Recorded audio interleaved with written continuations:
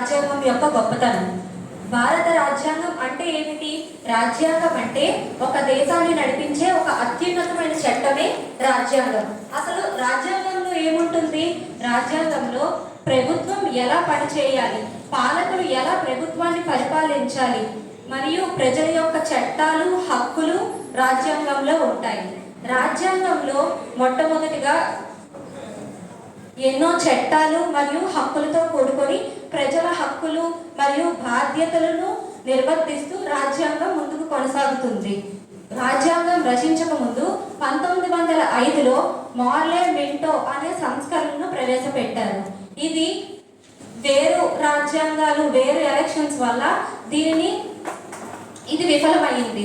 తరువాత 1935లో the government of India act, భారత రాజ్యాంగ చట్టాన్ని ప్రవేశపెట్టారు. ఇది బర్మాను ఇండియా నుంచి విడదీసి మరియు ఆర్బీఐను స్థాపించింది. ఈ చట్టమే మన రాజ్యాంగానికి పునాది వేసింది.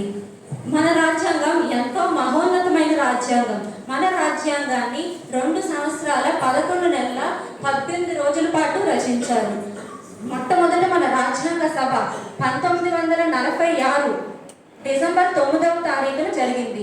దానికి అధ్యక్షత వహించిన వారే డాక్టర్ బాబు రాజేంద్ర ప్రసాద్ గారు.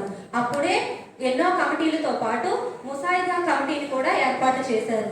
దానికి అధ్యక్షతగా వహించిన వారు బిఆర్ అంబేద్కర్ గారు.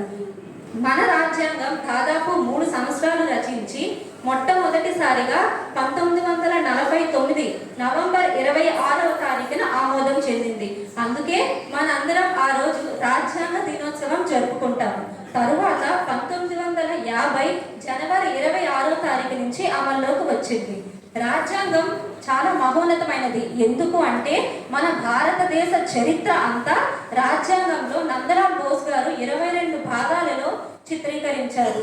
వాటిలో మొట్టమొదటిది 4 సింహాలు మరియు కుడివైపు గుర్రం, ఎడమవైపు ఎత్తుతో కూడుకున్న మన భారత చిహ్నం ఉంటుంది. దానితో పాటుగా సింధు లోయ, గంగా నది మరియు గొప్ప మహనీయులైన గౌతమ బుద్ధుడు, వర్ధమాన మహావీరుడు, చివరి 20, 21, 22 భాగాలలో మన భారతీయ భౌగోళిక స్వరూపాలైన హిమాలయ పర్వతాలు, ఎడారులు, మహాసముద్రాల యొక్క చిత్రాలను చేర్చారు. చివరిగా నా ఉద్దేశంలో మన భారత రాజ్యాంగం చాలా మహోన్నతమైనది. దానిని ప్రతి ఒక్కరూ గౌరవించాలి. దానిలో ఉన్న చట్టాలపై ప్రతి ఒక్కరూ అవగాహన కల్పించుకోవాలి. బైబుల్, ఖురాన్, భగవద్గీతను ఎలా అయితే మనం గౌరవిస్తామో మన భారత రాజ్యాంగాన్ని కూడా అలాగే ప్రతి ఒక్కరూ గౌరవించాలి. ఇంతటి గొప్ప అవకాశాన్ని ఇచ్చిన